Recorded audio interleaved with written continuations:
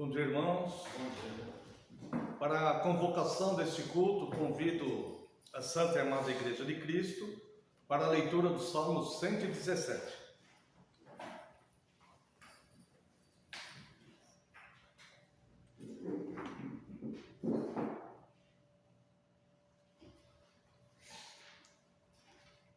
Louvai ao Senhor, vós todos os gentios.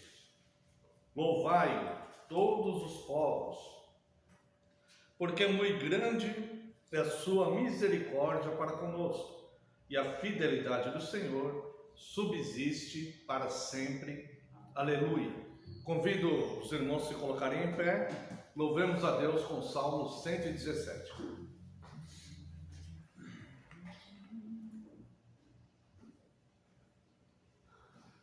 Ao Senhor Deus rendei louvor,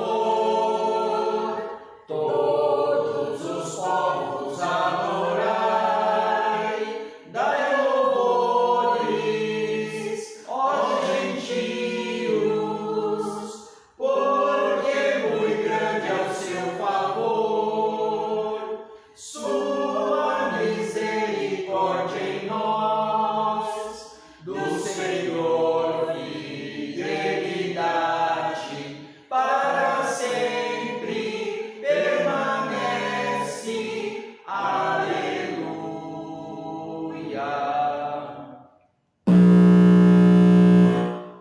Convido os amados irmãos para buscarmos a Deus numa oração de invocação. Busquemos a presença do nosso Deus. Oremos.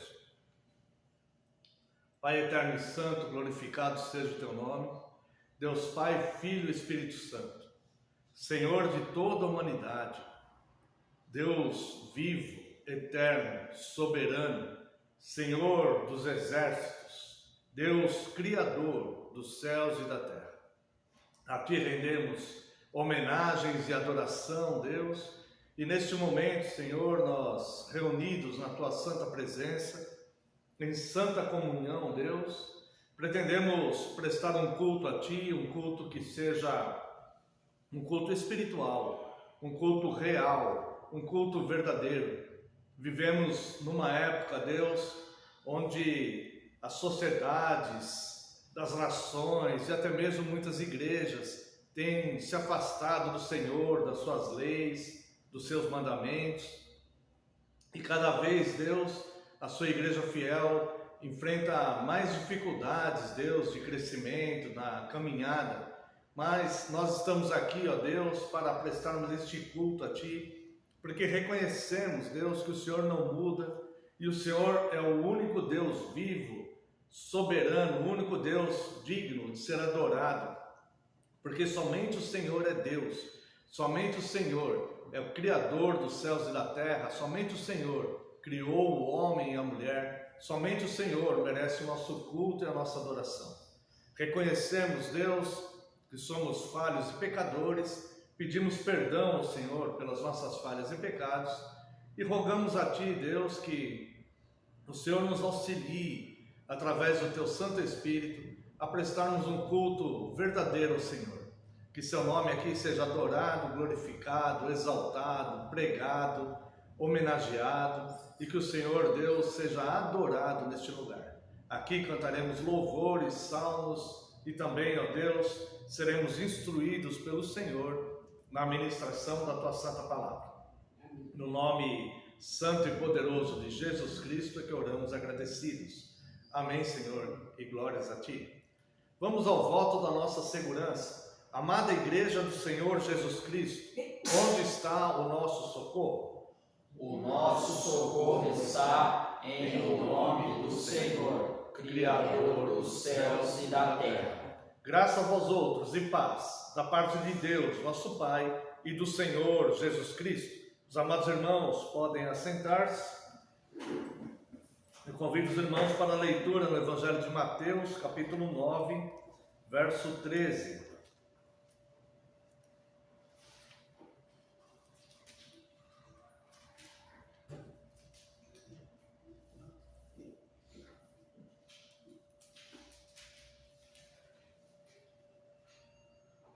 Ide, porém, aprendei o que significa: misericórdia quero e não holocaustos, pois não vim chamar justos, e sim pecadores ao arrependimento. Nesta passagem aqui, o Senhor Jesus, ele deixa claro a mensagem do Evangelho, é a mensagem de arrependimento. Isso porque nós somos pecadores. Irmãos, nós somos de fato pecadores, cada um de nós. E nós necessitamos de arrependimentos constantes. O principal arrependimento para tornar-se um cristão é o arrependimento por ser pecador. E nós então nos arrependemos de sermos pecadores e nos arrependemos também dos pecados que cometemos. Nós nos arrependemos do pecado de Adão e Eva no Éden, do pecado conhecido como o pecado original. E este texto aqui, o Senhor Jesus, ele deixa claro que é necessário aprender algo aqui. E nós vemos que ele diz, ide, porém, né? Veja que há uma vírgula aqui antes e depois. Esse porém é como um mas, entretanto, vá a sua missão cristã, vá ser um cristão. Porém, mas, entretanto, aprendei o que significa. E ele diz aqui, todos nós temos que aprender. Misericórdia quero e não holocaustos. Veja bem, Deus mandava fazer holocaustos, sacrificar animais para a remissão de pecados, apontando para Cristo. Mas não que Deus tem prazer nisso, não que Deus queria esses holocaustos, esses sacrifícios. O que Jesus fala aqui, aprendei. O que Deus quer e o que Deus ensinou no Antigo Testamento e continua ensinando a sua igreja hoje, é que Ele quer misericórdia e não o sacrifício. Então Deus, Ele quer fazer misericórdia e Ele quer um povo misericordioso. Então o sacrifício de animais do Antigo Testamento por si só não é nada. O que Deus pede ali é que se entenda a misericórdia e da misericórdia brote o genuíno arrependimento. Eu me arrependo por não ter sido misericordioso tantas vezes. E Deus, Ele ensina esses rituais, vamos dizer assim, que eram feitos no Antigo Testamento, dizendo, aprendei isto. O holocausto não é nada para mim, não é isso que me interessa. Não basta sacrificar um animal e continuar vivendo exatamente como vocês vivem. O sacrifício de animal não é nada para mim. O que eu quero é que vocês aprendam misericórdia, porque eu quero ter misericórdia no meu povo e perdoar o meu povo dos pecados. Então, aquela ilustração do sacrifício de animais que apontava para o sacrifício genuíno de Cristo, certo? Servia para que o povo entendesse a necessidade do arrependimento. E não uma prática, falar, eu vou sacrificar esse animal porque aí Deus me perdoa. Não, não é isso. O sacrificar o animal por si só não é nada. O que tem valor é a intenção por trás disso, ou seja, o homem entender a necessidade do arrependimento. Bem, a carta aos Hebreus nos ensina que veio Cristo e não há mais necessidade de sacrificar animais, porque o sacrifício foi feito de uma vez por todas. O sacrifício de Cristo foi feito uma vez por todas. Não há mais necessidade de sacrificar animais. Mas ainda há necessidade do arrependimento. Então, o que é costume, vamos dizer assim, uma tradição nas igrejas cristãs? Que nem nós aqui, por exemplo, vamos falar de nós. Uma oração silenciosa de confissão de pecados. A oração silenciosa que faz parte da liturgia do nosso culto, por si só não é nada. Ela, por ela mesma, não é nada. Ela não pode se tornar um ritual. Que eu participo todos os domingos da oração silenciosa de confissão na minha igreja, então eu estou perdoado. Não, isso por si só não é nada. É como o sacrifício de animais, por si só não é nada. O que importa é a intenção disso, que é misericórdia. Então Jesus, ele diz aqui, ide, porém, aprendei o que significa misericórdia quero e não holocaustos. Nós poderíamos entender assim, misericórdia quero, não apenas alguns minutos de silêncio, de uma oração silenciosa de confissão. Eu quero misericórdia. Porque eu quero um povo misericordioso, porque eu quero exercer misericórdia a este povo. Eu quero um povo arrependido, porque eu sei que o homem e a mulher está sujeito a pecados. Deus sabe disso. A palavra de Deus ainda diz: Senhor, se tu olhares as nossas iniquidades, ninguém pode subsistir. Então todos nós, e Deus sabe disso. Então não é uma prática cerimonial a oração silenciosa. Não é uma prática cerimonial. Ela é um espaço aberto para que todo aquele que voluntariamente deseja de fato arrepender-se de algo. Isso nós devemos fazer também no nosso dia a dia, nas nossas casas, no ambiente de trabalho, onde nós estivermos. Todas as vezes que nós percebemos que erramos, que falamos algo errado, que pensamos algo errado, não alimente os pensamentos errados, não alimente eles. Corta. Pensou, corta. Senhor, perdão porque veio isso na minha cabeça, perdão porque pensei isso, perdão, Senhor. Não precisa nem falar em voz alta, faça a tua oração silenciosa, como se fosse um horário da igreja, porque o que Cristo está ensinando aqui é que Ele quer misericórdia e não o sacrifício. Ele quer misericórdia e não um ritual vazio. Ele quer misericórdia e não algo que vai servir para a gente como se fosse uma prática cerimonial que parece que está tudo resolvido. Não é isso. Então, a oração silenciosa, ela é um espaço aberto, uma oportunidade, né? Para que nós, se houver algum pecado ainda não confessado, esse momento seja de fato para isso. Mas só vai funcionar, só vai ter valor isso, se alguém voluntariamente quiser confessar de fato: Senhor, eu estou de fato arrependido. Não é porque é uma cerimônia da minha igreja, não é porque é um ritual da minha igreja, não é porque é a liturgia da minha igreja é assim.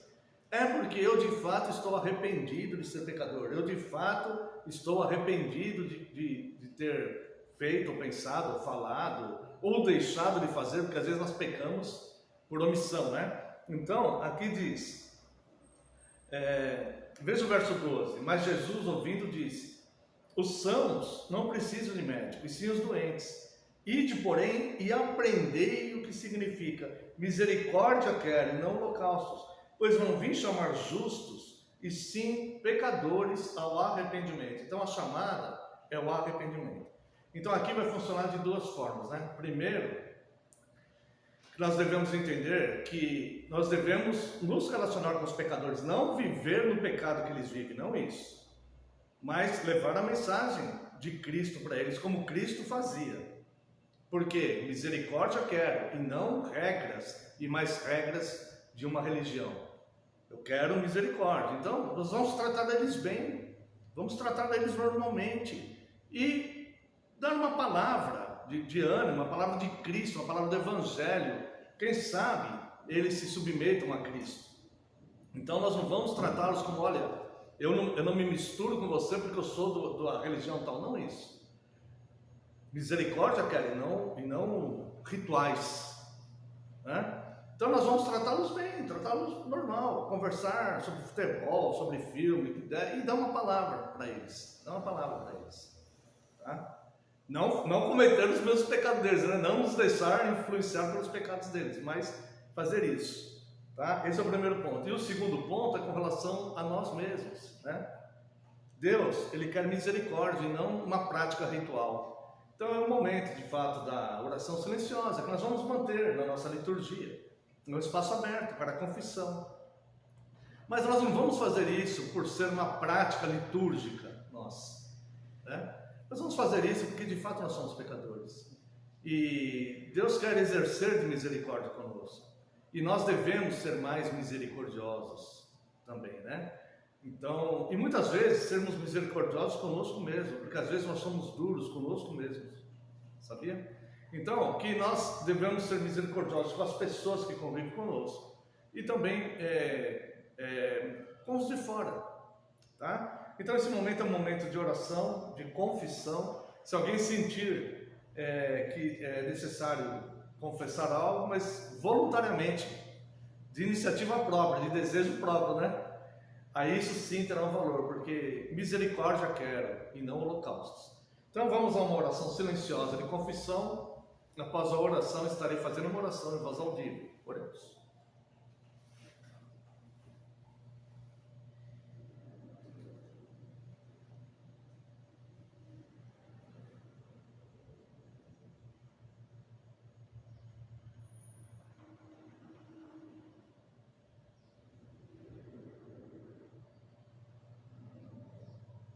glorificamos o Teu nome, Deus, e Te rendemos graças e reconhecemos, Senhor, que somente o Senhor é Deus.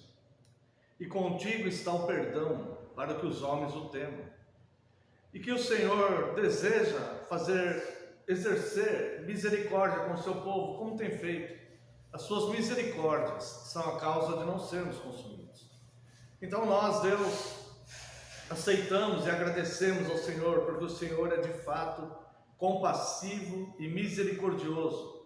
O Senhor tem compaixão de nós e o Senhor usa de misericórdia para conosco. Muito obrigado, Senhor.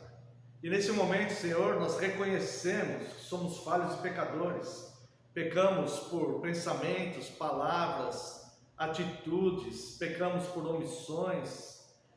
Nós herdamos, Deus, o pecado dos nossos pais no Éden e lhe pedimos perdão, porque já nascemos pecadores.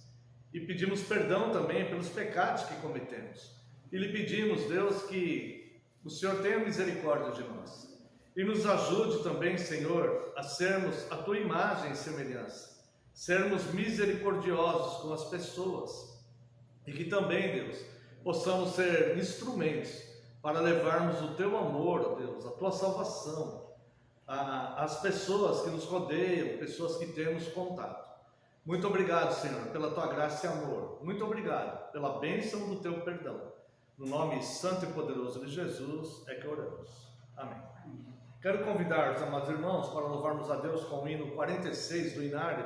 Os irmãos estão com o Inário aí, né?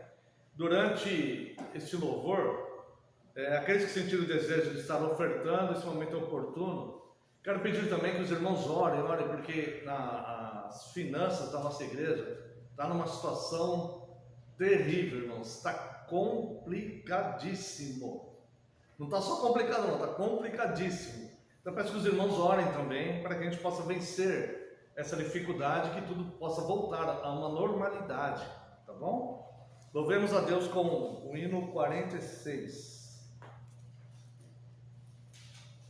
Eu pedi o pecador, longe do meu Jesus, já me achava sem vigor, a perecer sem luz.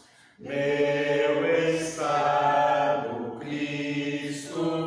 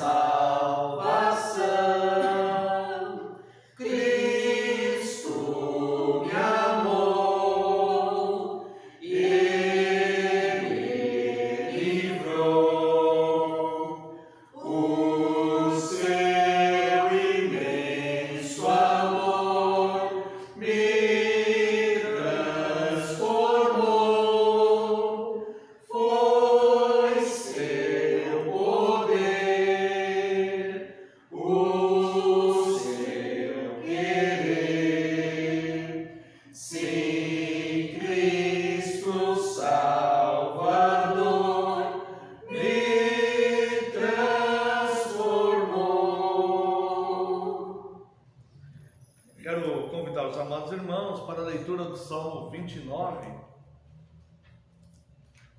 estaremos nos preparando para logo mais o sermão.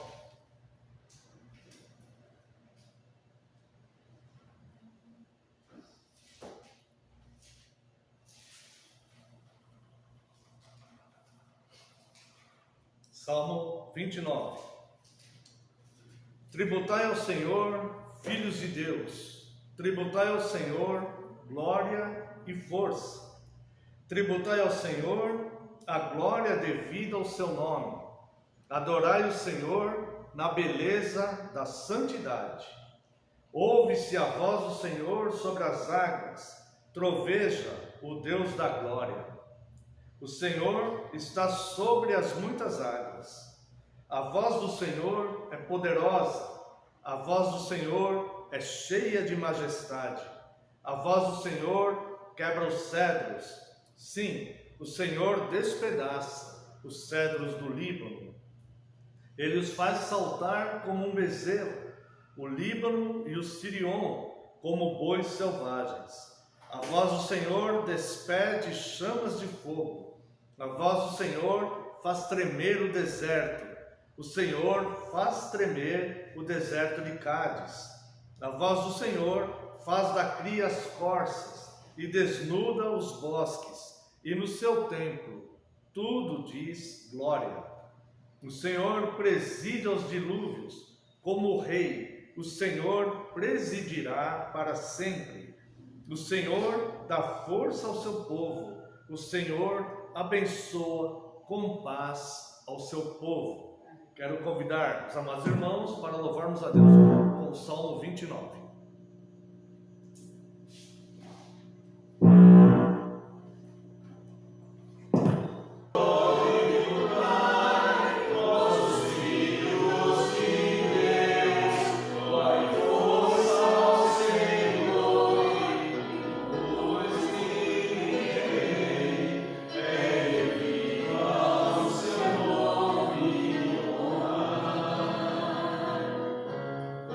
Beleza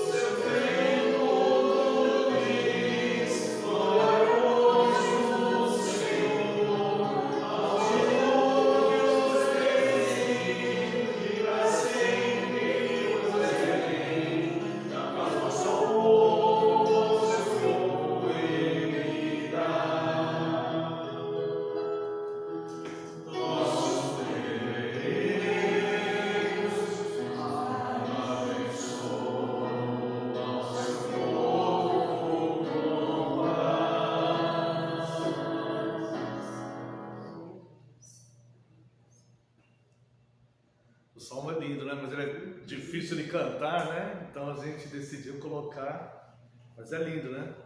O Senhor dará força ao seu povo, o Senhor abençoa com paz o seu povo. Deus seja louvado. Quero convidar os amados irmãos para a leitura na carta do apóstolo Paulo aos Romanos. Nós vamos ler apenas 2 versículos. Vamos fazer o seguinte, vamos ler primeiro, irmãos, o dia do Senhor 37. São apenas 2 perguntas. E logo em seguida leremos os 2 versículos na carta aos Romanos. Dia do Senhor 37.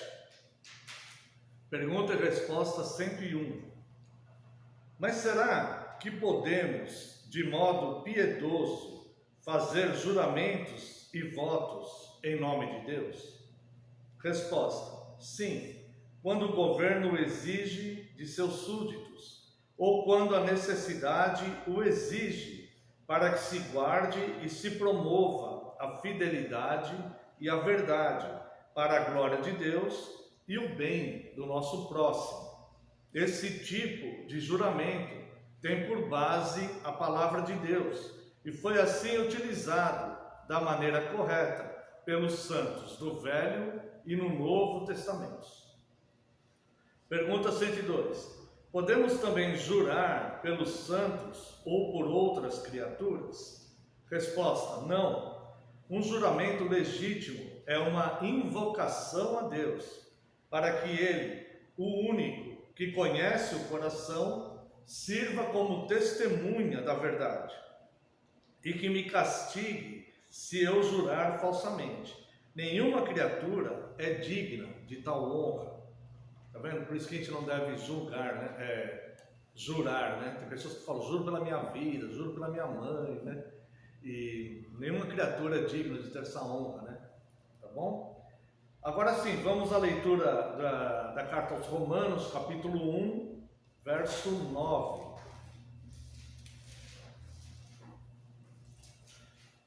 Porque Deus, a quem sirvo em meu espírito, no evangelho de seu Filho, é minha testemunha de como incessantemente faço menção de vós.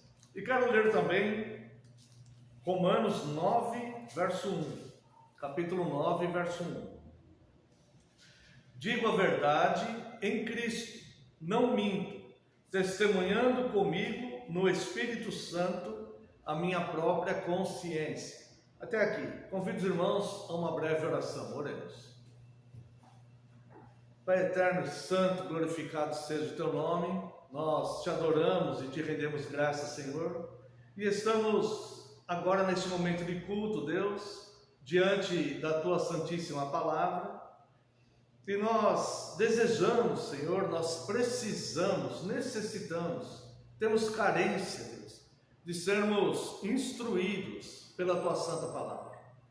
Isso só acontecerá, Deus, se for esta a tua santa vontade, se o teu Santo Espírito vier iluminar esta palavra já revelada aos nossos corações, à nossa mente, à nossa alma, guardá-las na nossa memória, Deus, nos hidratar, nos curar, ó Deus, nos trazer vida, nos renovar forças, Deus, nos trazer a confiança, Deus, que o Senhor é rocha.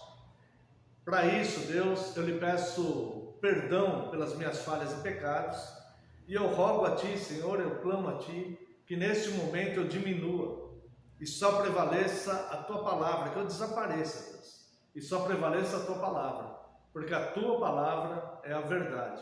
No nome santo e poderoso de Jesus Cristo é que oramos. Amém. Amada Igreja do Senhor Jesus Cristo, venho-vos proclamar a Cristo, a porta estreita, o caminho de volta para Deus, o Deus encarnado que veio nos ensinar sobre o seu reino. O terceiro mandamento aborda algo muito importante: respeito e reverência ao nome de Deus. Vimos no último domingo nós estudamos sobre os cuidados com juramentos e votos. E hoje vamos analisar outras questões sobre esse tema, o terceiro mandamento, que diz não invocar, que nos proíbe de invocar o nome de Deus em vão, porque traz uma ameaça e diz que Deus não terá por inocente aquele que invocar em vão o seu nome. Então, nesta pequena meditação que faremos acerca do terceiro mandamento, eu quero trazer ao pensamento da amada igreja 3 tópicos. O primeiro é que o nome de Deus é a sua identidade. Segundo, que o nome de Deus não pode estar envolvido com malícias nem frivolidades. E o terceiro, que o nome de Deus está intimamente relacionado à sã doutrina. Quando ferimos a sã doutrina, nós invocamos erradamente o nome de Deus. Por isso, há muito perigo aí. Sobre a identidade do Senhor, nós vemos que Deus, Ele é Criador. Gênesis 1:27 diz que Deus criou o homem e criou a mulher. Macho e fêmea os criou, ou seja, cada ser humano é uma criatura de Deus. Só por este motivo, nós devemos ter respeito e reverência a Deus.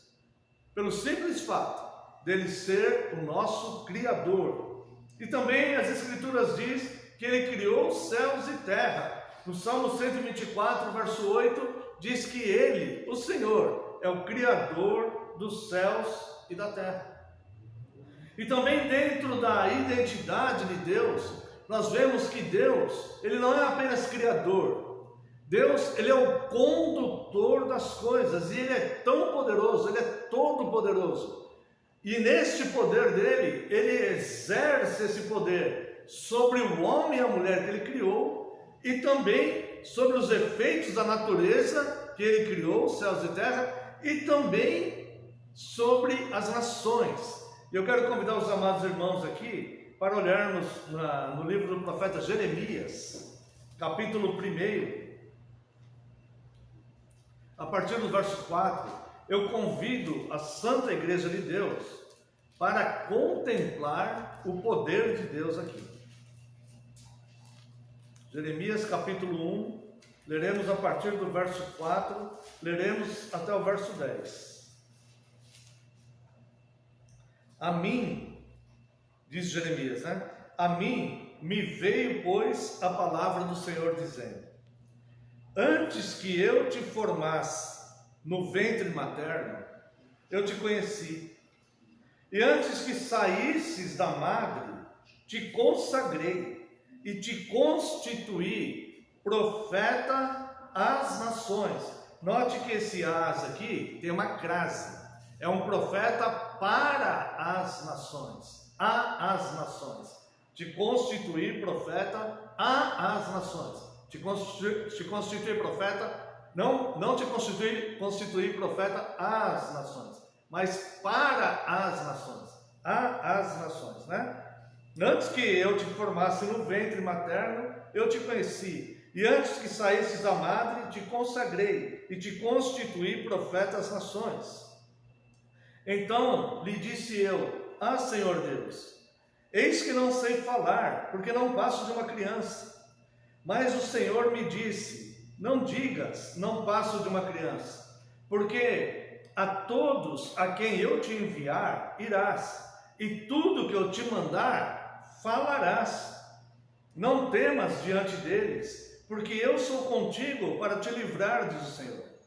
Depois estendeu o Senhor a mão, tocou-me na boca, e o Senhor me disse: eis que ponho na tua boca as minhas palavras. Olha, que hoje te constituo sobre as nações e sobre os reinos, para arrancares e derribares, para destruíres e arruinares, e também para edificares e para plantares. Note, veja bem aqui o poder que existe na identidade desse Deus, e olhe para a vida pequena do ser humano. e veja se o ser humano tem condições de chamar o nome de Deus em vão, de fazer piadas ou de blasfemar o nome de Deus. Olhe o poder que existe concentrado aqui. Primeiro, veio a palavra do Senhor. No verso 2 diz: veio a palavra do Senhor. E no verso 4 diz: a mim me veio, pois, a palavra do Senhor dizendo. Ou seja, Deus, de todos aqueles que Ele criou, Deus trata individualmente a cada um. E Deus, então, neste caso aqui, estamos falando de Jeremias, mas a Bíblia tem exemplos de Deus tratando individualmente com diversos. Recentemente vimos Deus falando através da sarça com Moisés, e Deus chamando os seus apóstolos, e vemos isso na Bíblia inteira. E assim Deus faz conosco também. Deus nos trata com individualidade. Embora existam bilhões de pessoas no mundo, há cerca de talvez 7 bilhões de habitantes no mundo, Deus trata cada um com individualidade. Ou seja, você é único para Deus. Tem 7 bilhões de pessoas no mundo, mas nenhuma delas é como você. Nenhuma delas é como você para Deus. Nenhuma delas representa para Deus o que você representa. E aqui Deus deixa isso tão claro, falando sobre Jeremias. E ele diz aqui, olha só, a mim, Jeremias diz, a mim veio, pois, a palavra do Senhor dizendo, em meio à multidão de pessoas que tinha ali, na terra dele, no mundo daquela época, a palavra veio diretamente a ele. E Deus aqui então começa a demonstrar um grande poder. Olha só, quem tem poder como este? Aonde nós podemos encontrar um poder como este? Antes que eu te formasse no ventre materno, eu te conheci. Irmãos, essa frase aqui, se você for pensar com uma racionalidade ou cientificamente, isso aqui é um negócio totalmente que não tem como haver um entendimento humano. Como que alguém pode conhecer algo que ainda não existe? Somente Deus tem esse poder. Deus, Ele tem o poder criador. E Deus, Ele é onisciente. A onisciência de Deus não é um atributo, não é um dom de previsão de coisas, mas é o fato de ter o pleno conhecimento das coisas, um conhecimento de tudo, inclusive do futuro. Deus tem conhecimento de todas as coisas e um conhecimento pleno de todas as coisas, até mesmo as coisas que Ele não criou, até mesmo as coisas que não existem, as coisas que nunca existiram e que Deus nunca deu ordem para existir, até isso Deus conhece. Então Deus pode criar do nada qualquer coisa agora, se Deus desejar fazer. A palavra de Deus diz que algo que não existe, Deus traz a existência para beneficiar aqueles que confiam nele. Algo que não existe, Deus traz a existência. Ou seja, Deus, o nome de Deus, a identidade de Deus, o nome de Deus que está assimilado à identidade de Deus, é tão poderoso, é tão grande, que o mínimo que nós podemos fazer é ter reverência e respeito a isso. Porque como que o ser humano ele pretende medir forças com um Deus que tem um poder sobre algo que nós não conseguimos sequer entender como pode ser possível? Como pode ser possível? Você pode chegar para uma pessoa de 40 anos e falar assim: olha, eu te conheci quando você era um bebezinho lá, desde que você seja mais velho, né? Eu te conheci quando você era um bebezinho, eu fui lá na maternidade lá e vi você no berçário. Eu te conheci quando você era um bebezinho. O ser humano pode fazer isso, porque o ser humano, aquele bebezinho já existia. Então, você pode conhecer alguém desde bebezinho. Eu vi você quando você era bebezinho, eu vi você no berçário. Alguém pode dizer isso? Mas ninguém pode dizer: olha, te conheço. Eu não posso chegar aqui para os irmãos e falar assim: viu, eu te conheço antes de você estar no ventre materno. Ninguém pode dizer, ele simplesmente não existia. Não existia. E Deus fala para Jeremias, antes que eu te formasse no ventre materno, eu te conheci. Não é apenas que eu sabia de você, mas eu determinei você. Não é apenas que eu tive uma previsão e que você ia nascer e você se tornaria um profeta.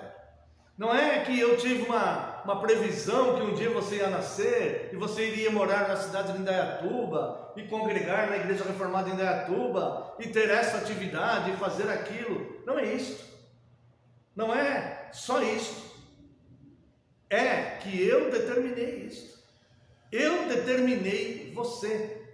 Eu criei você. Eu formei você. Antes de você existir, você não era nada, você não existia, você não tinha possibilidade de decisão nenhuma. Você simplesmente não tinha poder de decisão nenhuma.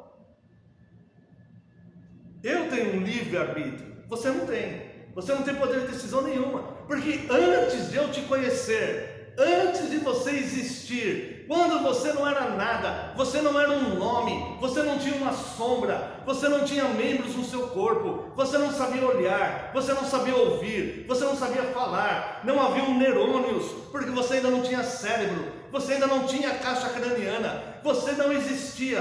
Antes dos seus pais existirem, antes dos seus avós existirem, antes dos seus bisavós existirem, antes de Adão e Eva existir, eu já tinha decretado você. Esse é o Deus Todo-Poderoso.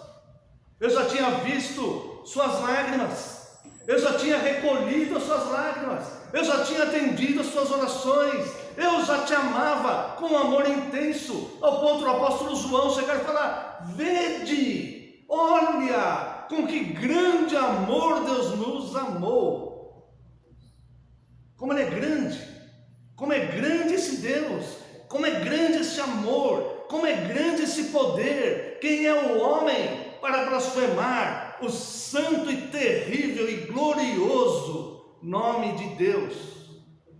Não chame o nome de Deus em vão, porque absolutamente não tem como Deus ter por inocente quem faça isso. Porque quem faz isso é alguém que desmerece, é um escárnio, é um zombador, é alguém que não merece uma restituição de algo bom, porque simplesmente zomba do Criador de todas as coisas, do maior amor do mundo, daquele que enviou seu próprio Filho para derramar o sangue puro, para pagar pecados horríveis que Ele nunca cometeu, mas que nós cometemos. Então nós temos que ter gratidão, reverência, amor, nós devemos nos submeter, nós devemos ajoelhar e beijar os pés de Deus, nos prostrar diante deles, e não fazer piadinhas de Deus, e não usar o nome de Deus em palavras frívolas no nosso dia a dia, porque Ele é poderoso na criação, Ele é poderoso no amor, Ele é poderoso para conduzir as coisas, e Ele é poderoso também para condenar ao inferno. Existem pessoas que dizem por aí que não existe inferno. Ora, essas pessoas negam Cristo. Cristo foi quem mais ensinou sobre o inferno e as penas eternas. Cristo falou assim: olha, não tema aquele que mata o corpo e nada mais pode fazer. Direi a quem deveis temer: antes temais aquele que mata o corpo e tem poder de lançar no inferno. Ora, se o inferno não existe, Cristo está falando para não temer a Deus. Ora, se essa falsa doutrina do aniquilacionismo, que eles dizem que não existe inferno, mas os ímpios serão aniquilados, quem ensina isso está mandando negar a Deus, não temer a Deus, porque Cristo fala: não tema aquele que pode matar o corpo e não pode fazer mais nada. Se Deus só pode matar o corpo e destruir a pessoa, Cristo estaria falando então: não tema esse Deus. Mas Cristo está falando: não tema aquele que só pode matar o corpo e não pode fazer mais nada. Antes temei aquele que tem poder para matar o corpo e lançar a alma no inferno. Não há aniquilacionismo. Essas seitas estão pregando errado, estão pregando diabolicamente mentiras.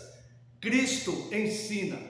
Portanto, temamos o verdadeiro nome de Deus, aquele que tem poder, tanto para matar o corpo, como para lançar no inferno. E aqui diz, olha só, veio a mim, pois, a palavra do Senhor, em meio a todos os habitantes do mundo, ele falou diretamente comigo.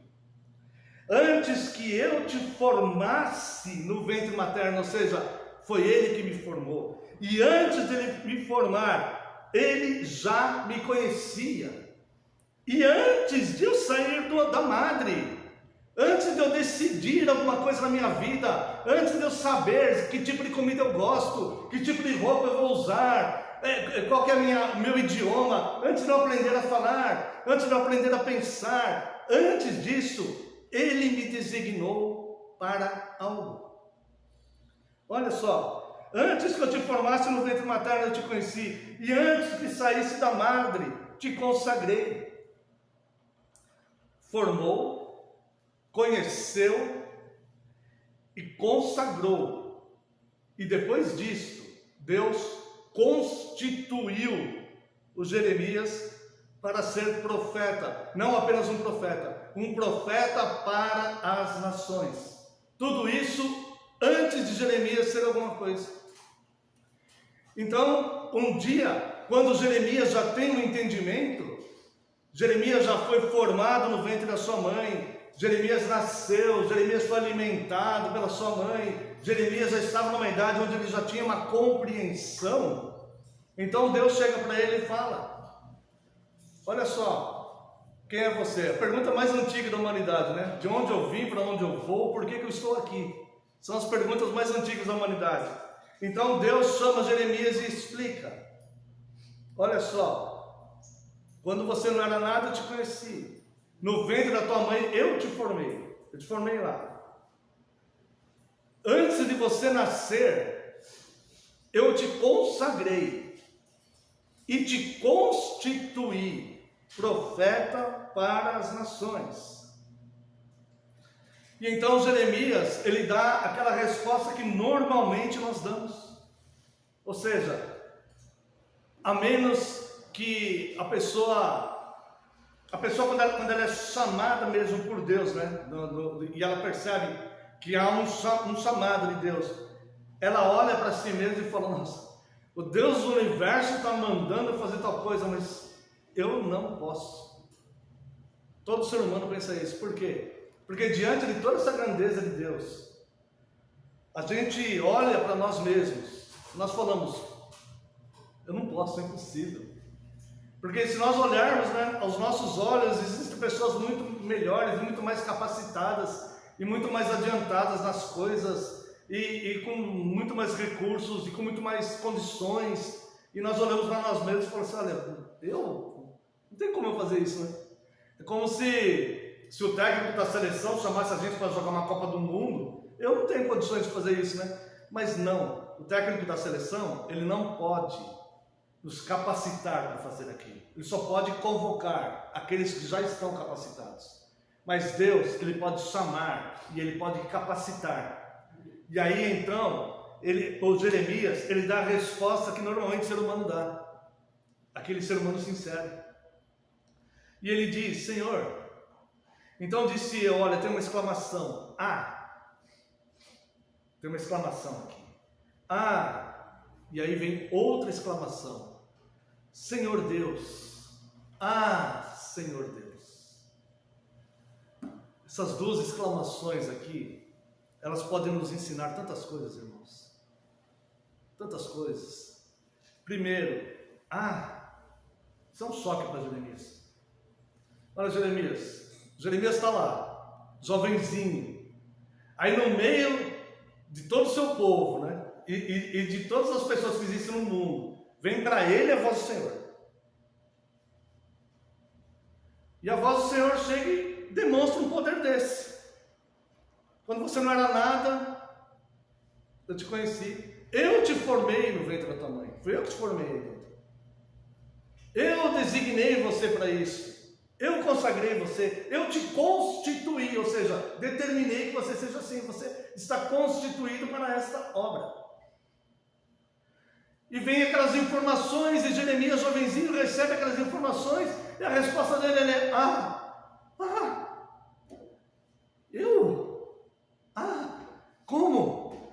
Quanto poder é esse? O Senhor que me formou, o Senhor me conheceu antes, quando eu não era nada. Antes de eu existir, o Senhor me conheceu, o Senhor me formou, mas o Senhor me determinou para ser profeta das nações. Eu, nações. Não é nem profeta na minha família, não é um profeta no meu bairro, não é um profeta da sinagoga ali que eu congrego. O Senhor está me chamando para ser profeta das nações. Resposta de Jeremias: o que o homem vai falar diante do poder de Deus? E aí, imagino que Jeremias olhou para ele, porque o texto vai dizer que ele fala: eu sou apenas uma criança. Mas antes disso, Jeremias ele faz outra exclamação. E ele diz: Senhor Deus. Como? Isso é muito pesado para mim, Senhor. É muita obra para eu fazer. É muita responsabilidade para alguém que eu não tenho a menor condição disso. Não é possível. Não pode ser eu. Deve ser alguém aqui do lado, deve ser outra pessoa, tem pessoas melhores. Tem tantos sacerdotes aqui, tem reis, tem sacerdotes, tem pessoas, tem escribas, que são doutores da lei, tem tanta gente boa. Eu sou apenas uma criança. Então ele faz essas duas exclamações: Senhor Deus. E aí então, depois dessas duas exclamações, ele explica a sua dificuldade para Deus, e ele fala quem exatamente ele é diante dos seus próprios olhos. Primeiro ele explica a dificuldade dele, e ele diz: eis que não sei falar. Assim como o Senhor me chama para ser profeta, eu não sei falar. Eu não sei falar. Quantas pessoas passaram a vida inteira se inutilizando, se omitindo, deixando de fazer coisas preciosas, que bastava ela dizer, como disse Isaías, não Jeremias, como disse Isaías: eis-me aqui, Senhor, envia-me a mim. Isaías só disse isso depois que Deus fez todo um trabalho com ele, né? Mas quantas pessoas se omitiram a vida inteira, se apequenaram, porque simplesmente olham para as próprias impossibilidades e incapacidades. Eu não sei falar. Eu não sei falar. Olham para as próprias dificuldades, como eu. E pessoas passaram a vida inteira, irmãos, se omitindo, não fazendo algo útil que poderiam ter sido feito, se falasse: Senhor, eis-me aqui, sem entender que a capacitação vem de Deus, não é as nossas próprias forças, irmãos. Ninguém tem forças para fazer a obra de Deus, tudo provém de Deus. Todo ser humano olha e fala: eu não consigo fazer isso. Todo ser humano tem temor de fazer, mas ele pega e fala a dificuldade dele para Deus: eis que não sei falar. E aí depois ele relata como ele se vê. Ele olha para si mesmo e fala: eu não passo de uma criança. Note que ele não fala assim: mas Senhor, eu sou só uma criança. Ele não fala isso. Ele fala assim: eu não passo de uma criança.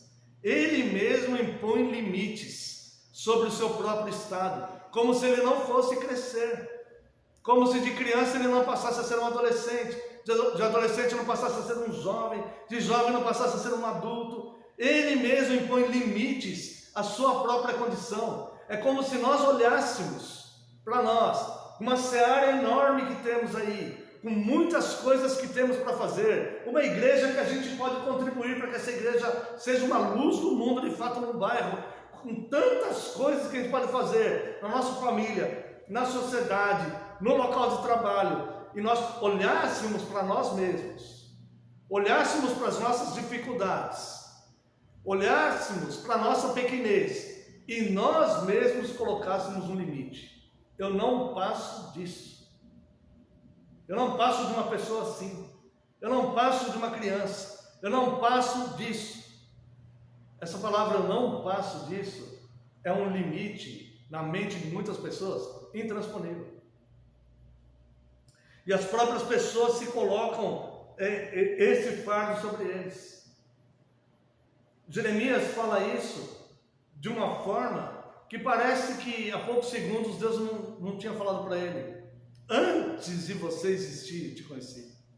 Eu te formei no ventre da tua mãe.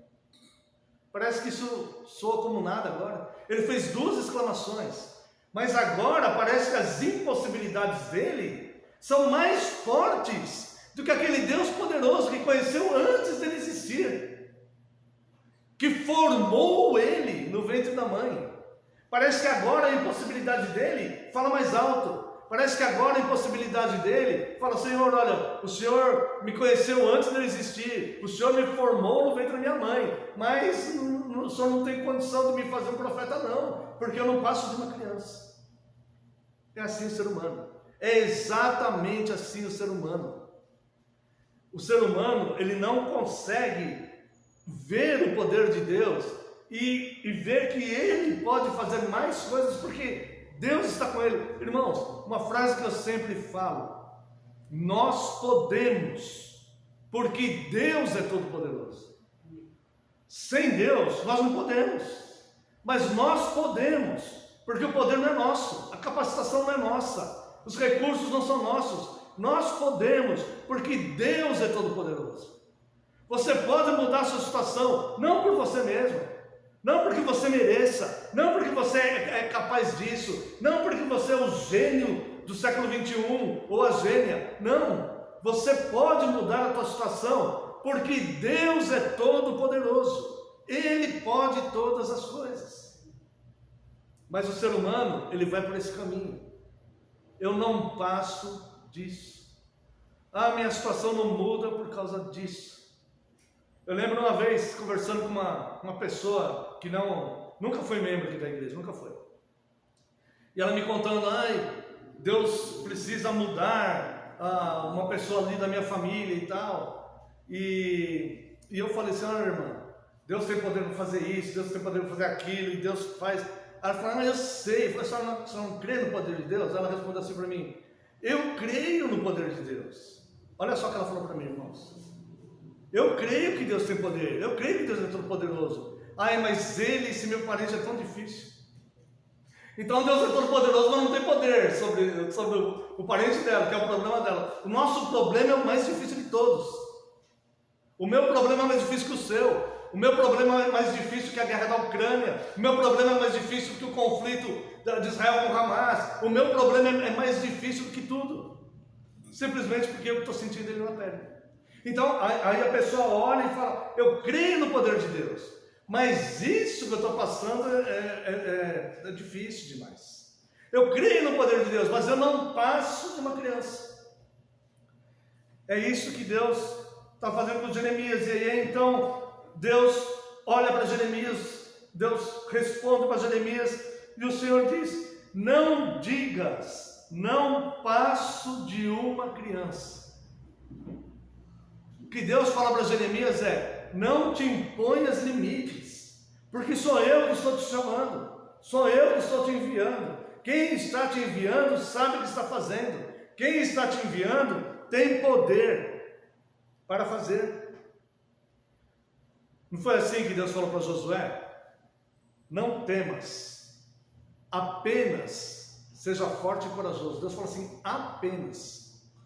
Para quem se impõe limites, fala assim: não, mas eu não sou nem forte nem corajoso. Mas Deus fala: apenas. Para Deus, olha como Deus como minimiza isso. Para nós, ser forte e corajoso, nossa, é muito difícil, é o máximo, é algo difícil de eu fazer. Para Deus apenas seja assim. E por que existe esse contraste e essa diferença? E a gente olha e fala: mas ser forte e corajoso é muito para mim, porque eu não passo de uma criança. E para Deus apenas seja forte e corajoso, porque a força, a coragem, as portas que irão se abrir, os recursos que vão aparecer, as pessoas que vão se submeter, os mares que vão se abrir, os mortos que serão ressuscitados, as pessoas que serão convertidas, os paralíticos que levantarão e andarão, os cegos que começarão a ver. Tudo isto vai proceder do poder de Deus. Assim como a força e a coragem para nós fazermos. Eu não posso, mas Ele é todo poderoso. Apenas seja forte e corajoso. Para mim é muita coisa, para Deus é apenas seja forte e corajoso. Porque eu vou te dar a força, eu vou te dar a coragem e eu vou aplanar os caminhos. Eu vou aplanar os caminhos. Os montes serão caminhos aplanados. Porque eu vou fazer isso. Então Deus fala para Jeremias: não digas, não passe de uma criança, porque a todos que eu te enviar irás. Olha só, cadê o livre-arbítrio do Jeremias, né? Jeremias era uma criança aqui e Deus fala assim: não diga isso, não passe de uma criança, porque a todos que eu te mandar você vai. Eu estou falando que você vai. É como Jonas, né? Jonas tentou fugir. A Bíblia não diz que Deus falou isso, que falou para Jeremias, falou para Jonas: aonde eu te mandar você vai. A Bíblia não diz. Mas Deus não muda. E o conceito de Deus é o mesmo. E Deus mandou Jonas ir para Nínive. E ele foi. Ele relutou, foi para Tarso, mas ele foi. Porque havia um propósito definido. Deus pode falar, vai, sabendo que a pessoa não vai. Mas quando Deus determina, ela vai. E é isso que ele está dizendo aqui, ó. Mas o Senhor disse: não digas, não passe de uma criança, não ponha limites. Porque não é você que está se auto-enviando, sou eu que estou te enviando. Não há falha em mim. Acabei de te dizer que te conheci antes de você existir. Acabei de te dizer que eu te formei. E acabei de te dizer que te consagrei e te constituí profeta para as nações. Então, aonde eu te mandar você vai. Então não se ponha limites. Não se põe limites. Olha como Deus, ele trabalha com a questão humana, né?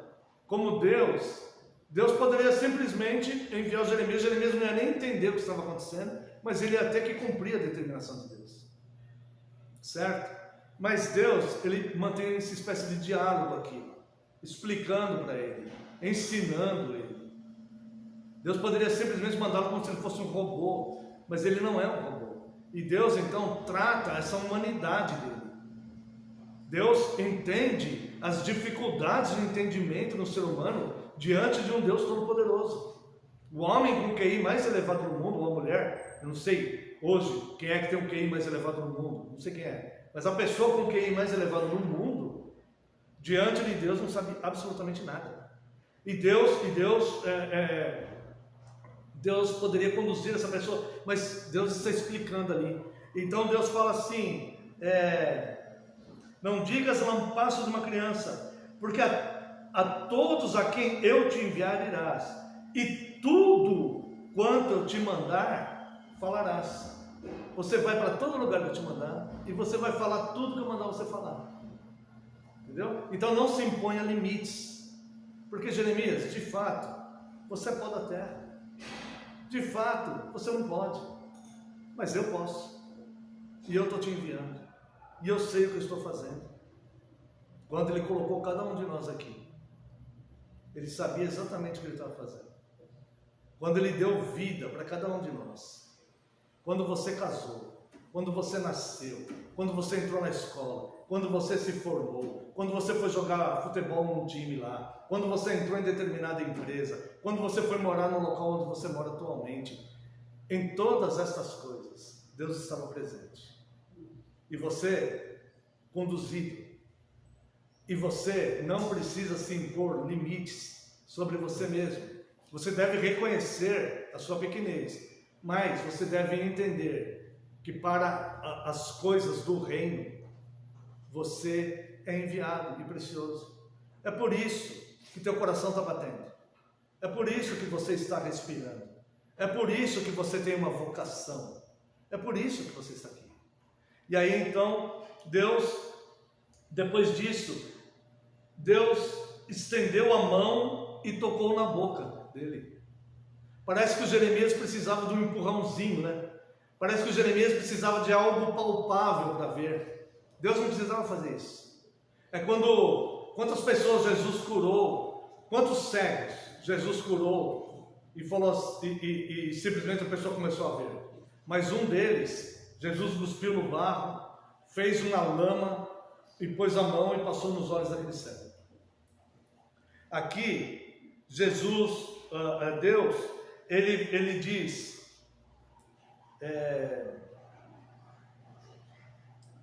estendeu a mão e tocou minha boca, tá? Antes disso aqui, Jesus diz, não temas, Deus diz, não temas diante deles, porque eu sou contigo para te livrar, diz o Senhor. Então, Deus, ele não está dizendo que Jeremias não iria enfrentar problemas ou pessoas hostis, mas que Deus está dizendo assim, não tema eles, porque eu sou poderoso para te livrar, certo? Eu vou te enviar e eu estarei zelando por você. É isso que Deus fala. E aqui vai dizer, depois estendeu o Senhor a mão, tocou-lhe a boca e me disse, eis que ponho na tua boca as minhas palavras. E finalmente o verso 10, olha, que hoje te constituo sobre as nações e sobre os reinos, para arrancares e derribares, para destruíres e arruinares, e também para edificares e plantares.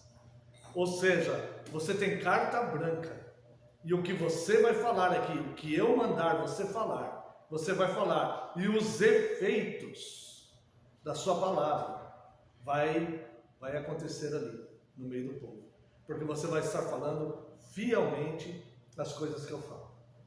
Então, irmãos, nós vemos aqui Deus e a sua identidade, ou seja, Deus é o Senhor Criador do homem e da mulher, Criador dos céus e da terra, e Ele é todo poderoso e onipotente.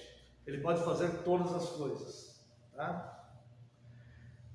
Segunda coisa, o nome de Deus não pode ser profanado, pois quem o profanar será réu de juízo. Quem o fizer. Quando o mandamento diz, não invocarás o nome do Senhor teu Deus em vão, porque Deus não terá por inocente. Se não será tido por inocente, será tido por réu de juízo. Será tido por culpado quem fizer isso, tá? Então nós vemos lá Apocalipse 14:13 diz que as obras dos justos o acompanharão. Não vai dar tempo de a gente ler porque eu me prolonguei aqui no Jeremias. Apocalipse 14:13 diz que as obras dos justos o acompanharão. Que obras são essas? Os méritos de Cristo, que Deus vai olhar.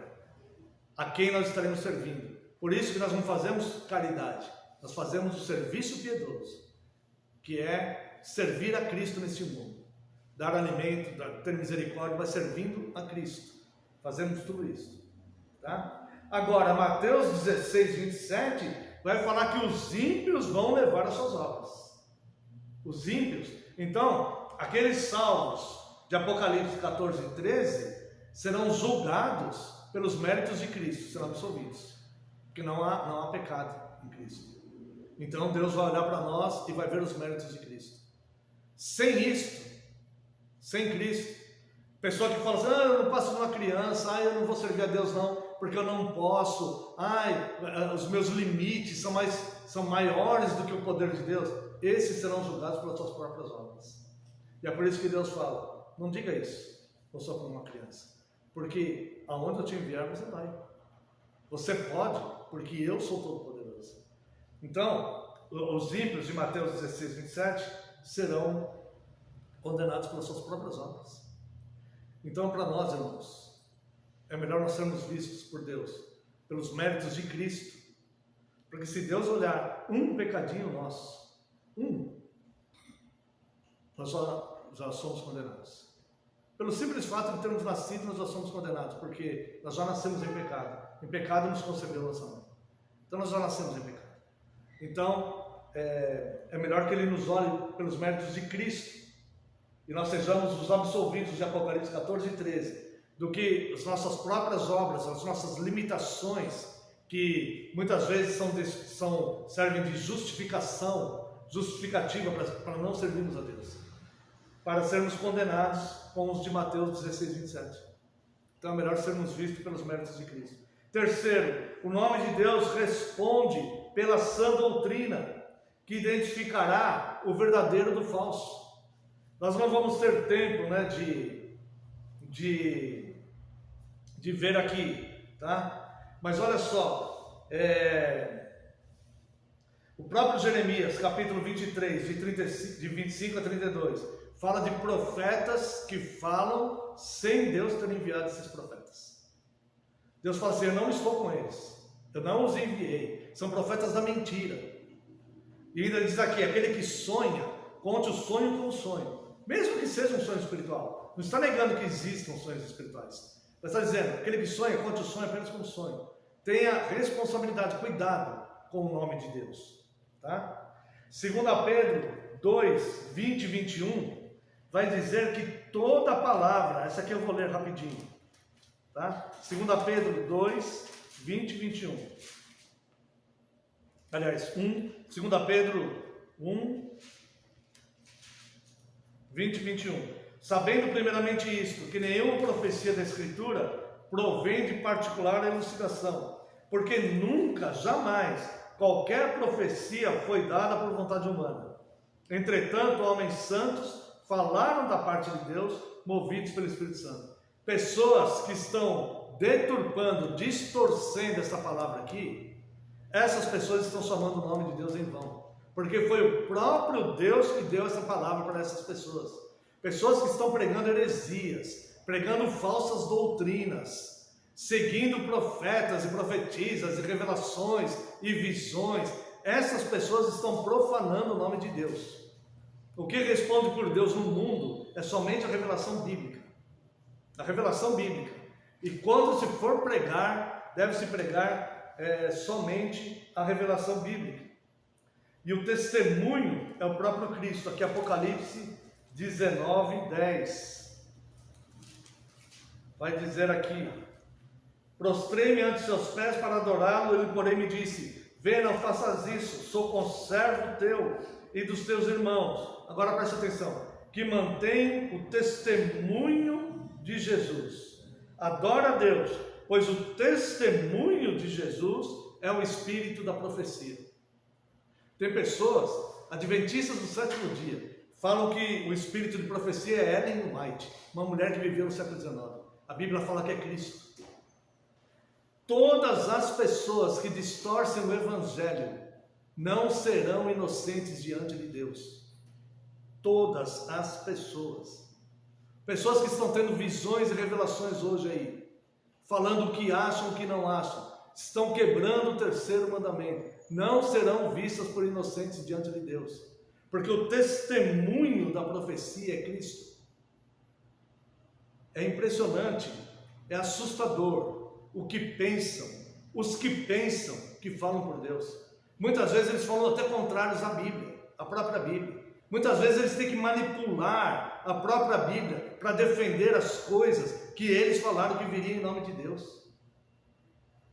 E o pior de tudo é quando um deles acerta uma previsão. Isso é o pior de tudo. Isso é a foice, isso é separar o joio do trigo, isso é condenação para um monte de gente, porque quando eles acertam alguma previsão, um monte de gente começa a seguir eles e deturpam a palavra de Deus, porque eles acertaram alguma previsão.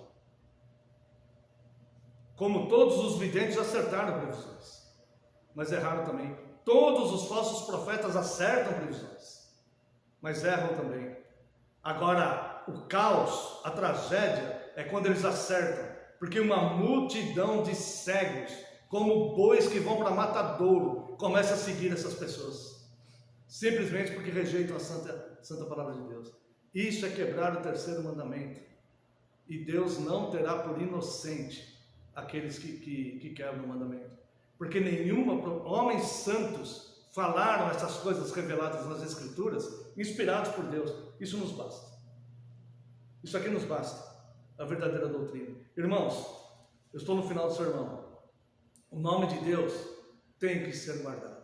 Se você olhar aí a sociedade, existem milhares de teologias, milhares de denominações, milhares de doutrinas erradas. Eu quero dizer para vocês que só existe uma teologia certa. Só existe uma revelação certa. Não existe milhares. Se existe 100 teologias, 99 estão erradas. Não importa, pode existir 1 milhão, 10 milhões, 50 milhões. Isso só confunde as pessoas, só traz confusão para as pessoas. Só uma está certa, porque só há uma revelação. Só está certo o que a Bíblia diz, só. Não é o que eu digo, não é a minha opinião, não é o que eu acho. É o que a Bíblia diz. Homens santos falaram da parte de Deus. Não existe particular elucidação. Só existe o que está escrito aqui contextualmente, de capa a capa.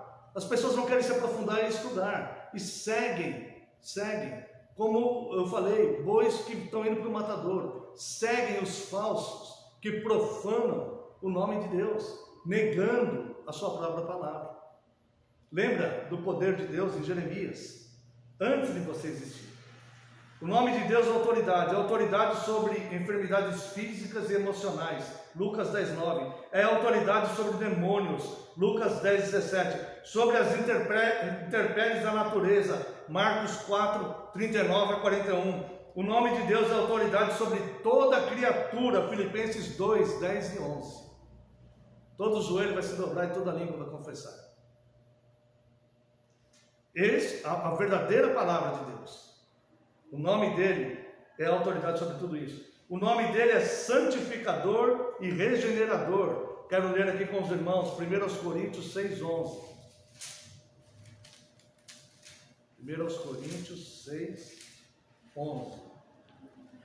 Tais fostes alguns de vós, mas vós vos lavastes, mas fostes santificados, mas fostes justificados em o nome do Senhor Jesus Cristo, no Espírito do nosso Deus. Então, neste nome aqui, é que nós somos santificados e regenerados, tá? Então, nós não podemos trair este nome, nós não podemos profanar este nome, nós não podemos perverter o que este nome revelou sobre si mesmo. Nós não podemos fazer isso. Há que se ter temor. O nome de Deus é o selo de entrada no reino através do santo batismo. Atos 2:38.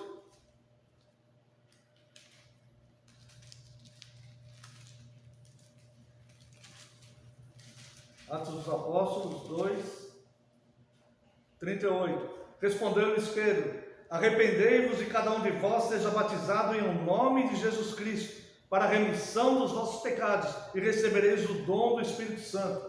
E é a comissão que Jesus deixa para a igreja. Mateus 28:18. Ide por todo o mundo, pregai o evangelho a toda criatura, ensinando-os e batizando-os em nome do Pai, do Filho e do Espírito Santo.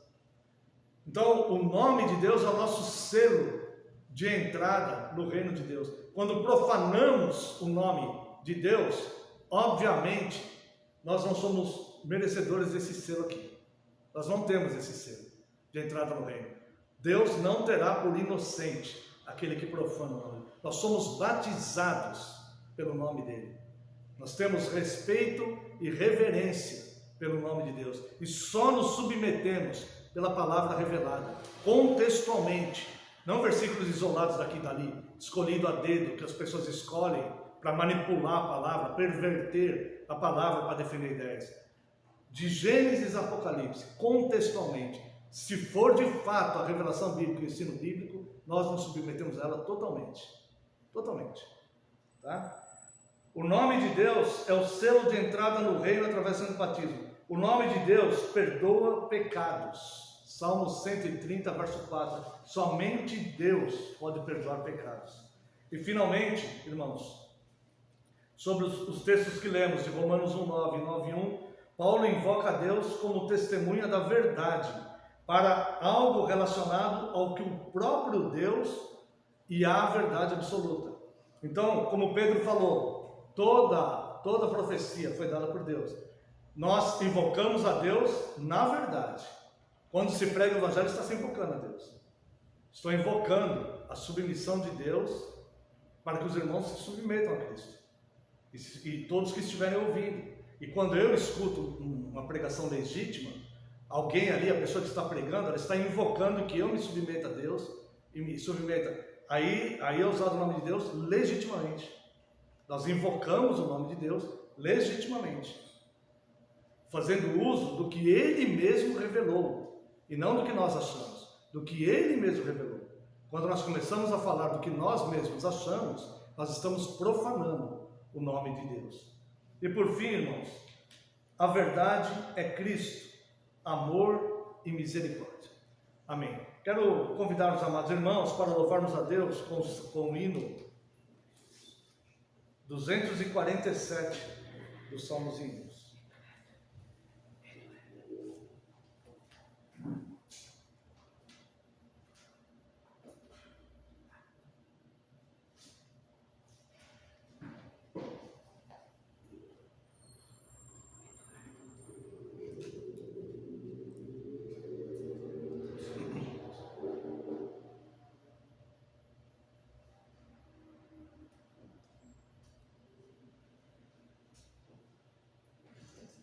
Santo, Santo, Santo, Deus onipotente, cantam de manhã nossas vozes com ardor. Santo, Santo, Santo, justo e compassivo, és Deus triuno, excelso Criador. Santo, Santo, Santo, todos os remidos, junto com os anjos, proclamam teu louvor. Antes de formar-se firmamente a terra, eras e sempre és, e hás de ser, Senhor. Santo, Santo, Santo, nós os pecadores não podemos ver tua glória sem temor. Tu somente és santo, só tu és perfeito, Deus soberano e imenso em teu amor. Santo, Santo, Santo, Deus onipotente,